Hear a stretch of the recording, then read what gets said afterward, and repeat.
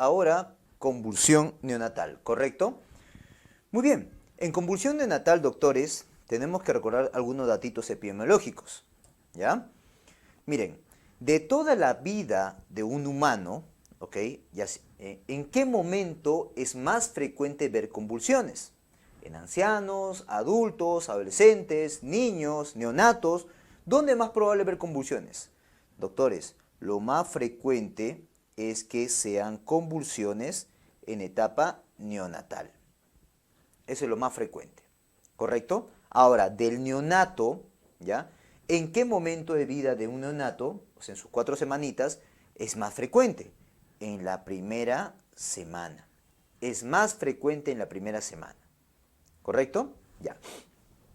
Ahora, también, doctores, se ha visto que a menor edad gestacional y a menor peso es más frecuente las convulsiones.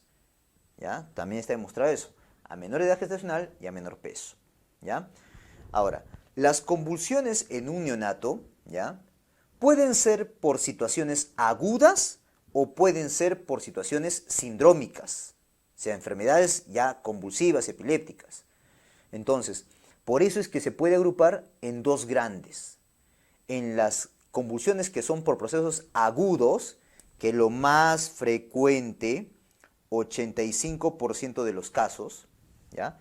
O por procesos sindrómicos, 15% de los casos. ¿Estamos de acuerdo? Muy bien. Por cierto, te estaba comentando que lo más frecuente es en la primera semana, ¿no es así? Un datito. Si fuera una convulsión, por ejemplo, por encefalopatía hipóxico-isquémica, hipoxia, se suele dar en las primeras 12 horas de vida, datito. En cambio, si fuera por una hemorragia intracraneana, se da después de las 24 horas, datito. ¿Ya? Muy bien. Con respecto a etiologías, doctores, por lo que ya te estaba comentando, las etiologías entonces pueden ser agudas o etiologías sindrómicas, ¿ya? Definitivamente las etiologías agudas pues van a ser lo más frecuente. Ahí las podemos agrupar en 4. Encefalopatía neonatal, que es lo mismo decir encefalopatía hipóxico-isquémica, lesiones cerebrales estructurales, ¿ya? Alteraciones metabólicas e infecciones, ¿ya? Para fines de examen, doctores, estas de acá de encefalopatía hipóxico-isquémica, tómalo como sinónimo de ¿quién? Del término hipoxia o del término asfixia. Tómalo, por favor, como sinónimo, ¿ya? De hipoxia o asfixia. ¿Ok? Ahora, doctor, las lesiones cerebrales estructurales, acá debes incluir o debes recordar a los accidentes cerebrovasculares, ya sea isquémicos o ya sea hemorrágicos.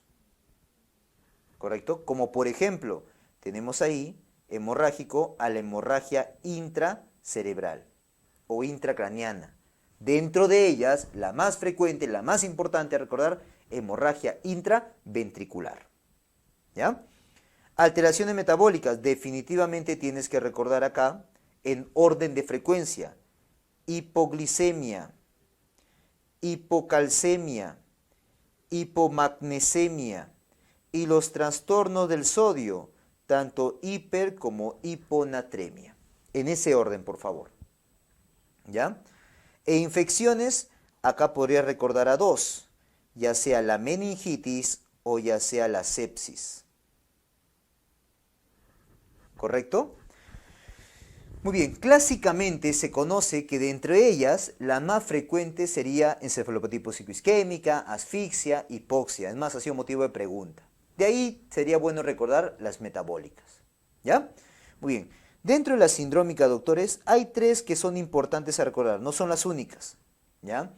Como por ejemplo epilepsia neonatal familiar benigna, encefalopatía mioclónica temprana, encefalopatía epiléptica infantil temprana, etc. ¿Ya? Muy bien. Clínicamente, las convulsiones yo las puedo dividir en 4 tipos, ¿no? Las sutiles, las clónicas, las mioclónicas y las tónicas. Hay otras como por ejemplo espasmos infantiles que son mucho menos frecuentes, ¿ya? Entonces tenemos ahí las sutiles, las clónicas, las mioclónicas y las tónicas. ¿Correcto? Muy bien. Ahora, doctor, ¿cómo es una sutil?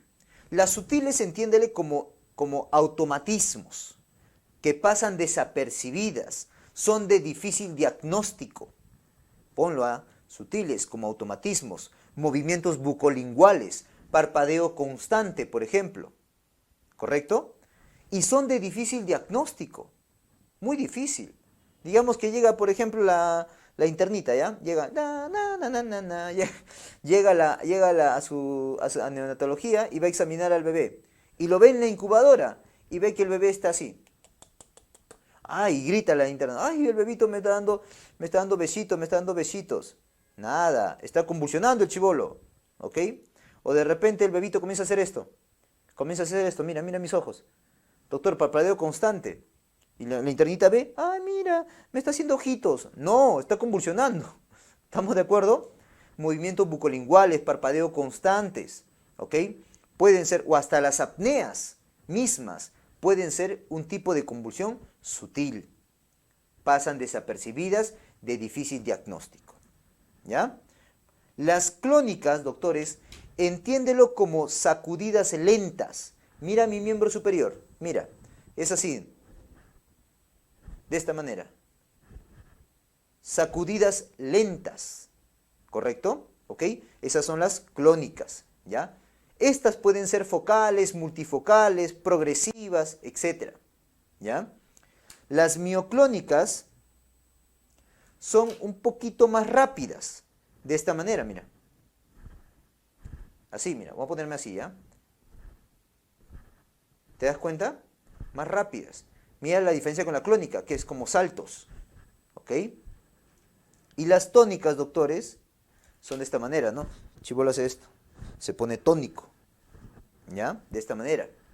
Ahora, las convulsiones pueden ser focales o multifocales, ¿correcto? Agregativas, una después de la otra, también. Generalmente en los miembros, en un hemicuerpo, en el tórax, en el cuello. Así suelen ser las convulsiones, clónicas, mioclónicas, tónicas, ¿ya? Ahora, doctores, ¿y las generalizadas? Datito, no suele existir generalizadas en recién nacidos, no sueles ver eso.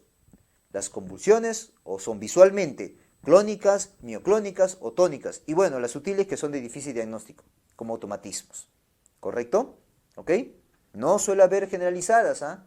Lo que son focales, multifocales, agregativas, etc. Eso sí, ¿ya? Ten cuidado. ¿Correcto? Ahora, y seguro me vas a preguntar, doctor, ¿cuál es la más frecuente? Ya. Según algunas bibliografías como la que te he puesto en el manual, las clónicas, pues, pueden ser las más frecuentes. ¿Por qué? Porque son visuales, a diferencia de las sutiles, que pasan muchas veces desapercibidas. Por eso para algunos, las más frecuentes son las clónicas y segundo puesto sutiles, por el hecho de que las clónicas son muy visuales.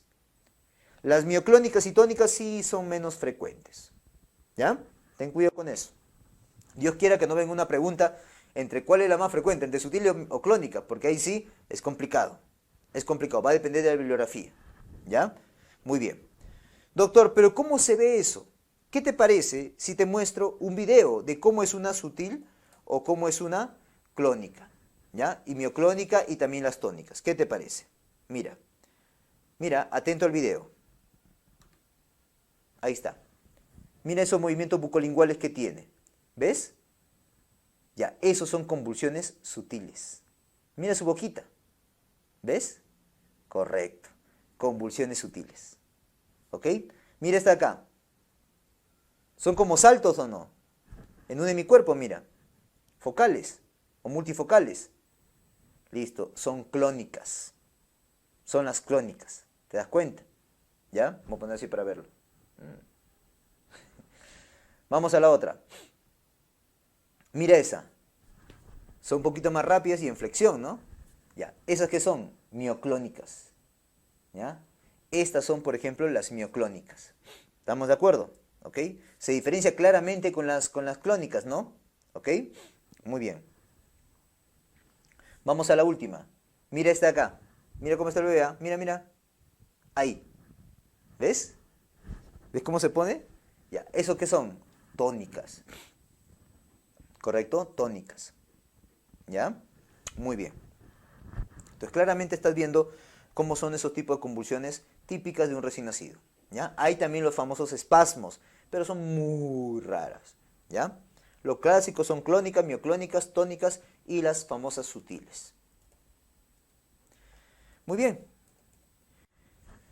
Para el diagnóstico, doctores, es importante obviamente ver que dicho movimiento, dicha sutil, tenga una evidencia electroencefalográfica.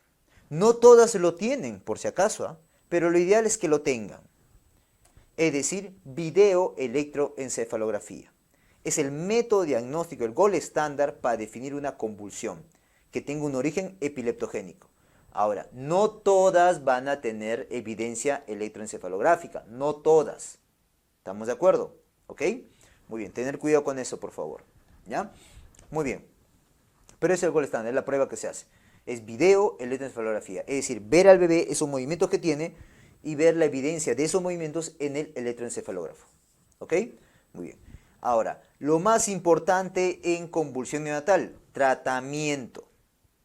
Si ves a un bebé, a un neonato que convulsiona, lo primero, ABC. Lo que es para mí, fíjate que esté vivo y mantente vivo. Y manténlo vivo, ¿ya?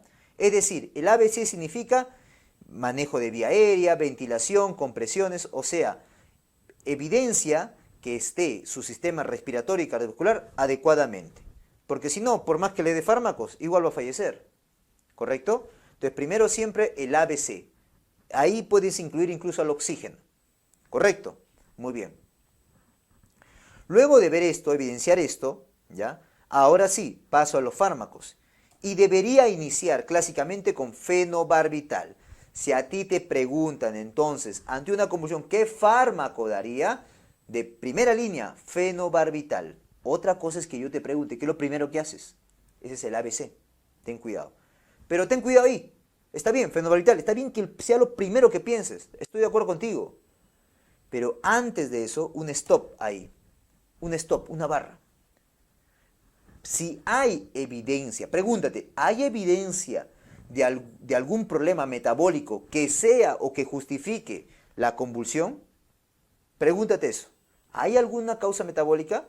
Si es que la hay, manéjala primero, antes que el fenobarbital.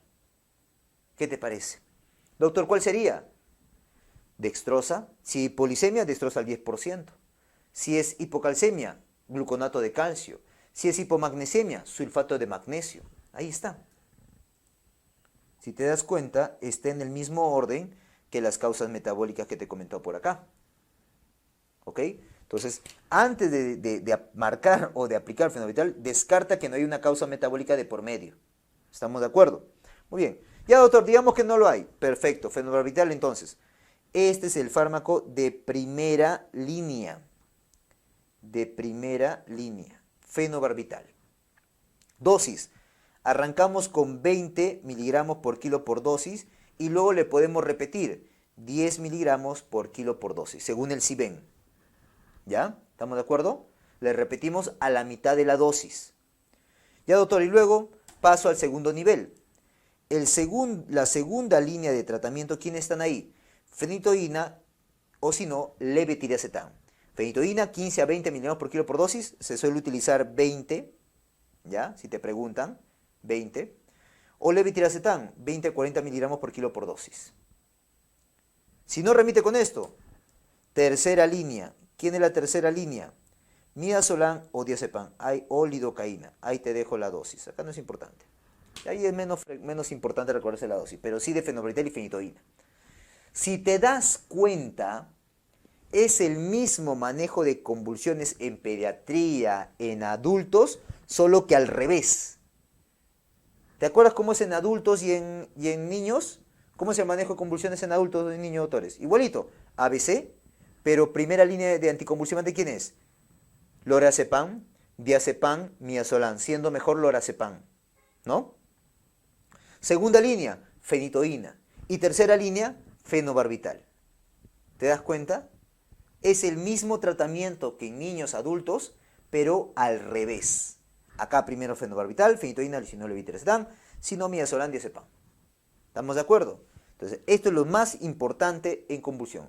Una cosa es que te pregunte quién es el tratamiento de primera línea, fenobarbital, quién es el manejo de segunda línea, fenitoína o levetiracetam, y tercera línea, midazolam, diazepam.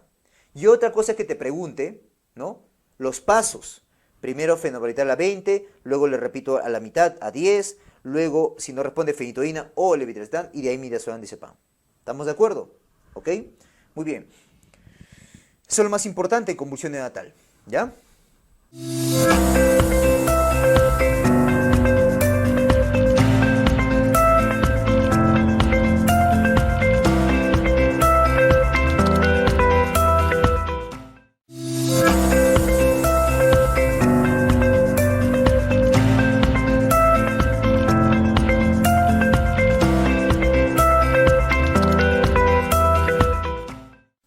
Veamos acá, doctores, hemorragia intracraneana, ¿ya? Primero tenemos que entender, doctores, que acá vamos a hablar principalmente de hemorragia intraventricular, porque es la más frecuente y la más importante y típica de los prematuros, ¿ya? Doctor, ¿cómo se da la hemorragia intraventricular? ¿Qué es lo que vamos a ver? Se da por esto, por una hemorragia de la matriz germinativa. Se da por esto, una hemorragia de la matriz germinativa. Oiga, doctor, ¿dónde es esa matriz germinativa?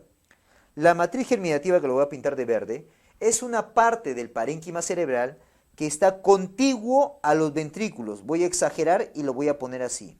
Voy a exagerar, ¿ah? ¿Ya?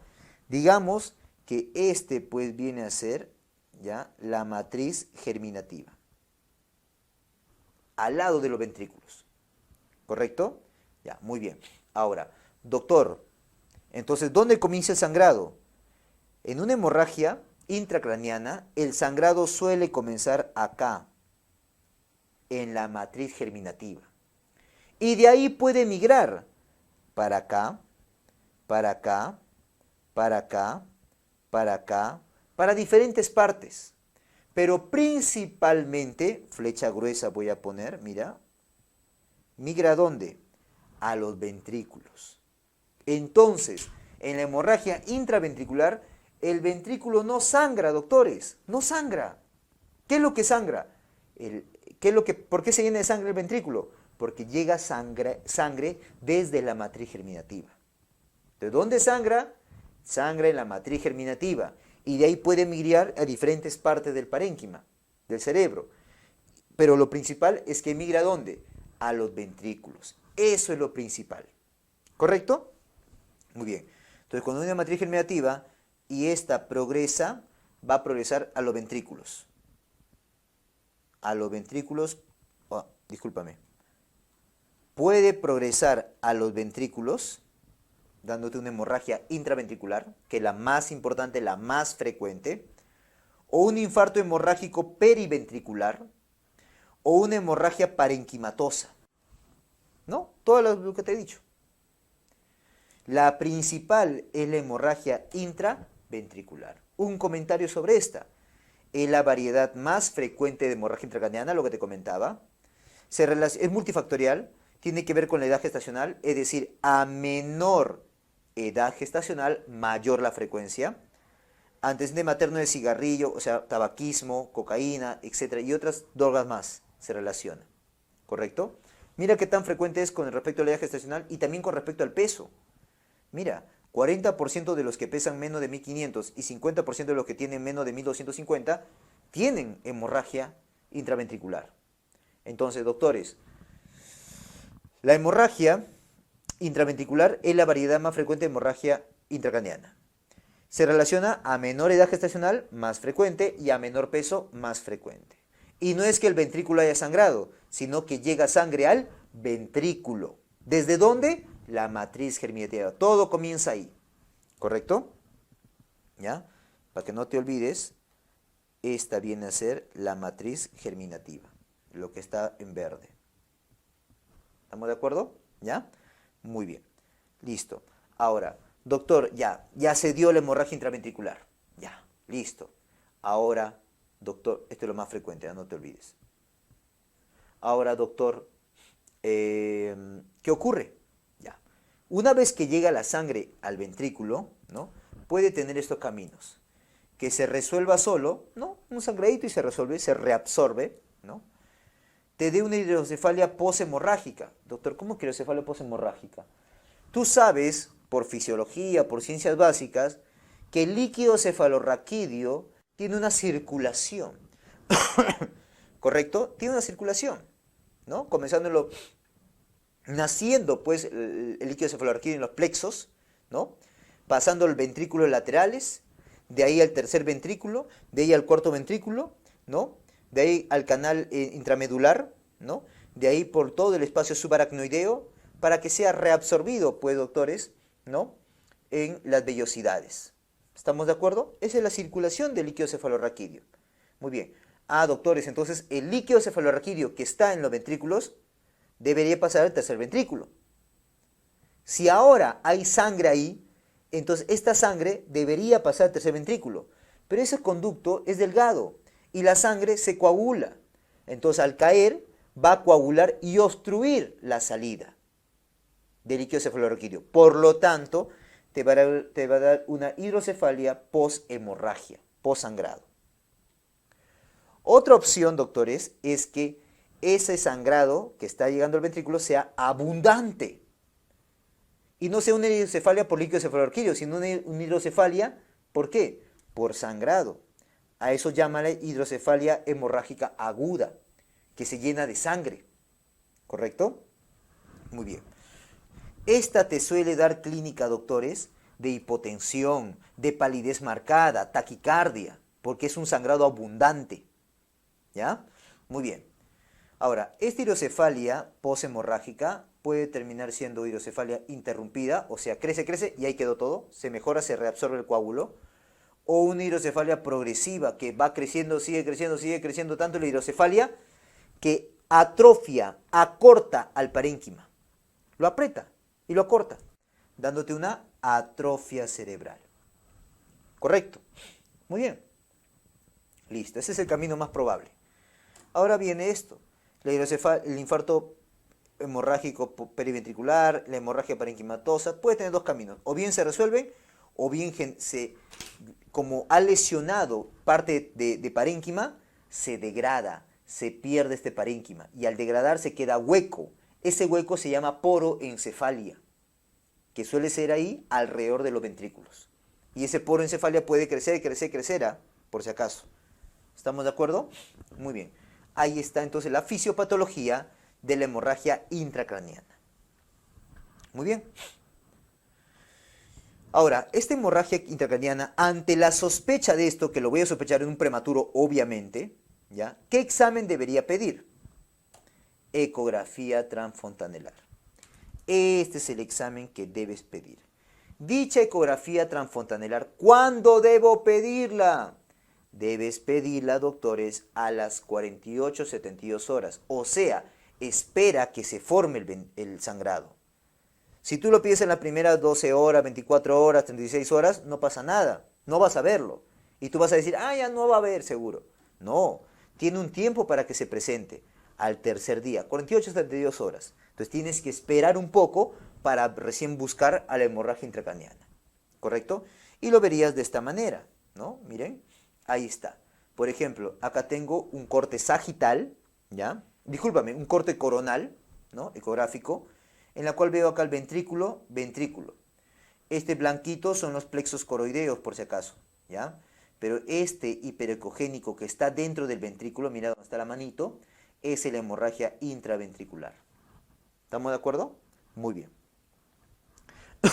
Ahora, en base a las imágenes, tanto ecografía como tomografía, yo puedo clasificarlas, ¿ya? Y le voy a clasificar, hay una clasificación de Volpe, que es esta de acá, y clasificación de Papille, que es esta de acá. La de Volpe dice que hay grado 1, grado 2, grado 3. Grado 1, doctores, es una hemorragia de la matriz germinativa nada más mínima, o que hay una matriz en los ventrículos, pero que ocupe menos del 10% del área del ventrículo. Igual acá, grado 2, de 10 a 50% del área, y grado 3, más del 50%, con o sin incluyendo hemorragia intracerebral u otras lesiones. ¿Ya? Según por tomografía el Papille, dice que hay 4 grados. ¿Ya? Hemorragia de la matriz, es parecido. hemorragia de los ventrículos con tamaño normal, que no distorsiona el tamaño de los ventrículos. Y grado 3 es que sí distorsiona el tamaño de los ventrículos. Y grado 4 es cuando hay una hemorragia intraparenquimal o parenquimatosa. ¿Correcto? Según Volpe y según Papille. ¿Ya? Muy bien. Doctor, ¿cuál es el manejo? Tratamiento. Doctores, el tratamiento de una hemorragia intracraniana es simplemente soporte. No tiene tratamiento específico. No tiene tratamiento específico, es solamente soporte. ¿Ya? Ventilatorio, oxigenatorio, cardiovascular, ¿ok? Si está con plaquetopenia, transfunde plaquetas. Si está haciendo mucha anemia, con descompresión hemodinámica, transfunde con paquete globular, etc. Manejo de soporte. No tiene un tratamiento específico en sí. ¿Ya? Otra cosa son las hidrocefalias. Las hidrocefalias sí se manejan con derivación ventrículo-peritoneal. ¿Ok? Muy bien. Listo. Esa es hemorragia intracraniana.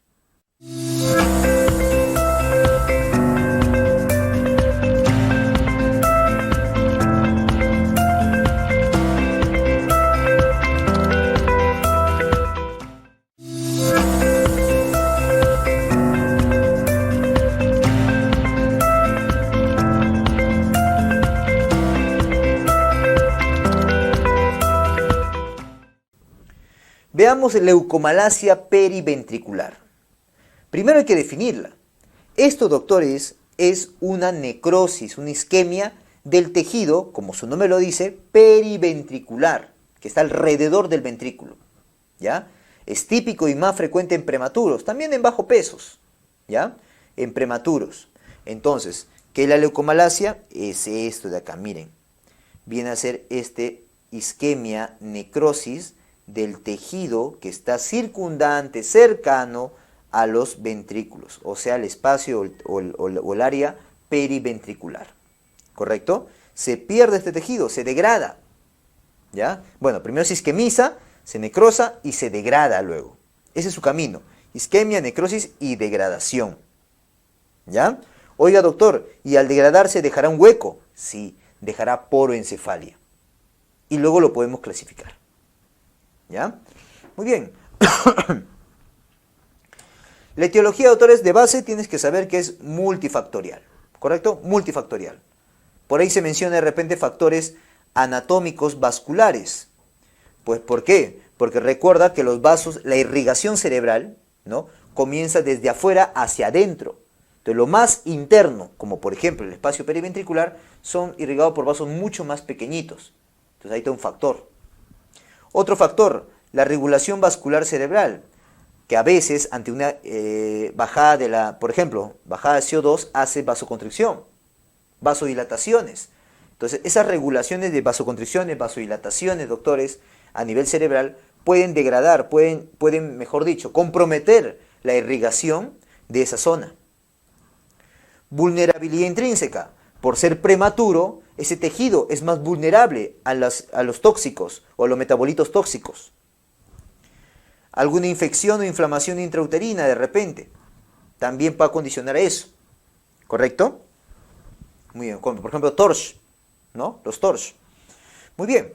Entonces ahí tenemos pues las etiologías, que es multifactorial en realidad. ¿Ya? En la clínica, al inicio, en la fase aguda, son asintomáticos. O a lo más de repente, ¿no? A lo más, pausisintomáticos. A lo más. ¿Ya? Pero lo más importante de recordar es que te puede dejar secuelas. Y la principal secuela es la diplegia espástica. Principalmente de miembros inferiores, que después se puede volver de miembros superiores también. ¿Ya? Y algunos defectos cognitivos que también pueden aparecer. ¿Estamos de acuerdo? ¿Ya? Muy bien.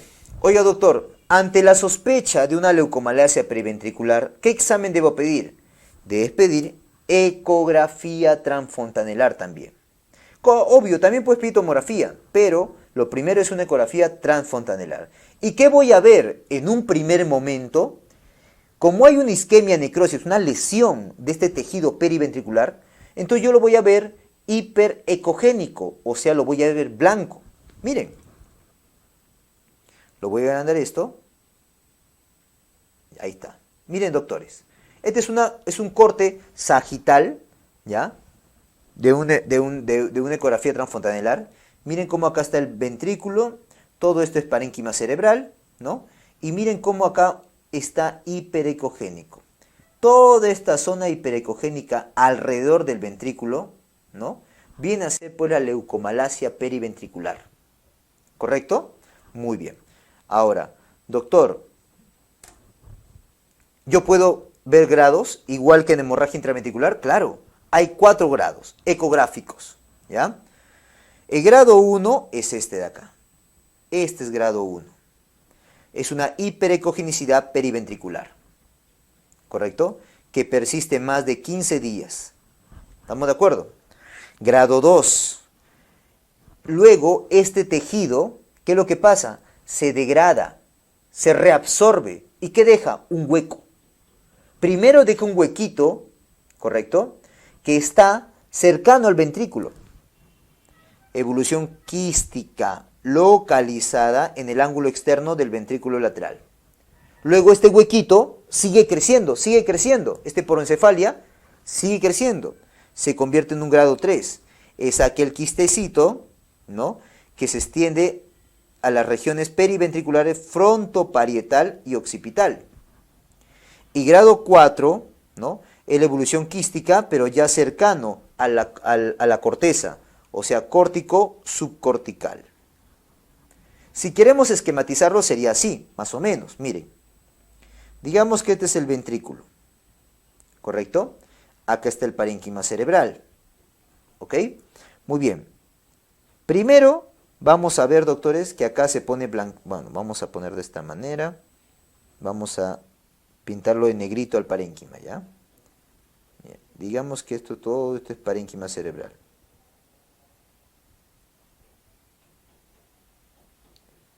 ¿Correcto?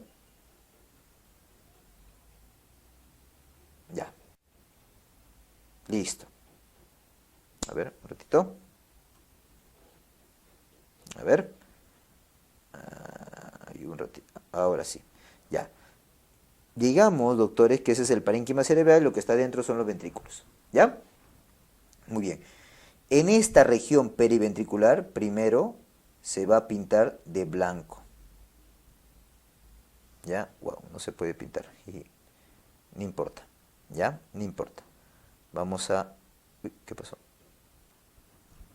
A ver. Un ratito.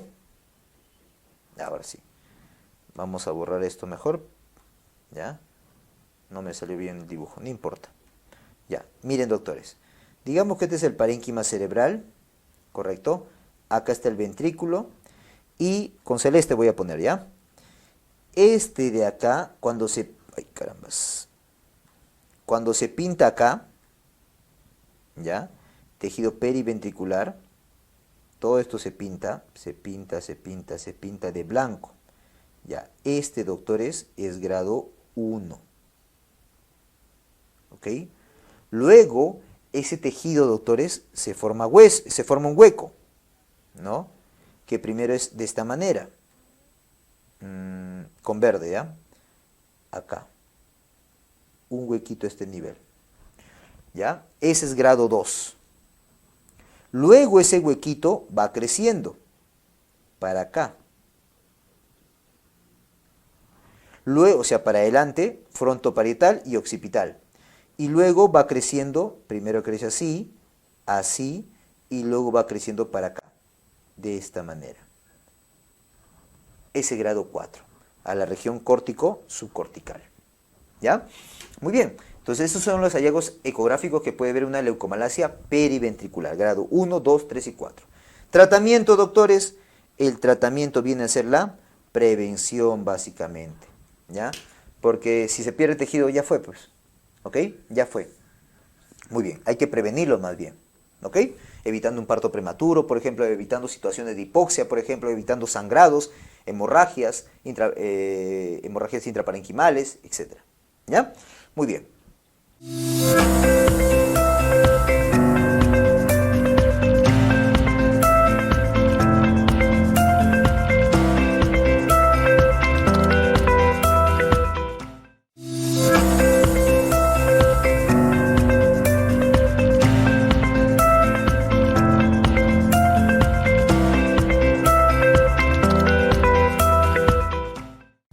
Veamos acá, parálisis cerebral infantil, ¿correcto? La parálisis cerebral infantil en realidad no es un tema solamente de neonatos, ¿ya? En realidad es de pediatría general, ¿ya? Primero hay que definirla. Para definir la parálisis cerebral infantil, yo veo 4 conceptos. 4 conceptos tiene que haber, ¿ok? El primero es que tiene que haber una noxa, alguien que venga y lesione el cerebro. Tiene que haber primero una noxa. Como por ejemplo, doctor, como por ejemplo infección, como por ejemplo sangrados, como por ejemplo isquemia, ¿no? Como por ejemplo, no lo sé, trauma, ¿no? Tiene que haber una noxa, alguien que venga y lesione el cerebro. Y que esta noxa lesione un cerebro, pero un cerebro en desarrollo. En desarrollo. ¿Correcto? Por definición, vamos a tomar que el cerebro en desarrollo, ¿ya? Vamos a poner por acá, será un cerebro en desarrollo, ¿ya? Por definición, ¿ya? Solemos decir hasta los 5 años de edad. ¿Correcto? Hasta los 5 años de edad, ¿ya? Algunos dicen hasta los 3, pero lo que más usamos es hasta los 5 años de edad. Muy bien, entonces, primer concepto, ¿no? Que haya una noxa. Segundo concepto, que lesione un cerebro en desarrollo. Tercer concepto, que genere clínica y que esta clínica que va a generar sea una clínica motora. Que sea una clínica motora. Más o menos otras. Porque también puede dejar convulsiones, también puede dejar déficits cognitivos, ¿correcto? Hipoacusia, no lo sé. Que haya otras cosas acompañadas, puede ser, pero tiene que haber clínica motora. Y ese es el tercer concepto, ¿ya? Y el cuarto concepto es que esa clínica, mira, esa noxa que lesionó un cerebro en desarrollo, que dio una clínica motora, dicha clínica motora sea no progresiva. Cuarto, sea no progresiva. O sea, dio esa clínica y así se queda con esa clínica motora. ¿Estamos de acuerdo? ¿Ya? ¿Ok? Esos son los conceptos de PCI. Oiga, doctor, yo me acuerdo cuando veía pacientitos, pues que habían pacientes postrados, así, todo así, de esta manera. Sí, pues, pero no todo. Muchas veces se comete el error, doctores, de que ven pacientes así postrados de esa manera, pacientitos, y ven, pues, piensan que es un PCI. No, no todo es PCI, por favor. Entonces, para que sea un PCI, tiene que cumplir estos 4 conceptos. De que tuvo que haber habido una noxa, ¿ok? Alguien que lesione. 2, un cerebro en desarrollo, o sea, hasta los 5 años. ¿Qué, doctor? ¿Un niño de 3 años entonces puede haber un PCI? Claro. ¿Ok? Si un niño de 3 años le da una meningitis, puede quedar con PCI. Un adulto ya no. ¿Te das cuenta? ¿Un adolescente? No, ya no. ¿Ok? Tercero, que dé una clínica motora, más o menos otras, y que dicha clínica motora, cuarto, sea no progresiva. Se dio y así se queda. ¿Estamos de acuerdo? Muy bien. Entonces, como te estás dando cuenta, ese es el PCI. Tener cuidado con eso. Ahora, ¿cómo clasificamos al PCI? Al PCI lo clasificas de acuerdo a qué parte del cerebro se ha lesionado. ¿Correcto? Y de ahí te va a dar la clínica. Por ejemplo, si se ha lesionado, doctores, la corteza motora, ¿ya? A eso se le llama, va a adoptar una clínica espástica. ¿Correcto? Ahora, también puede haber subtipos, ¿ah?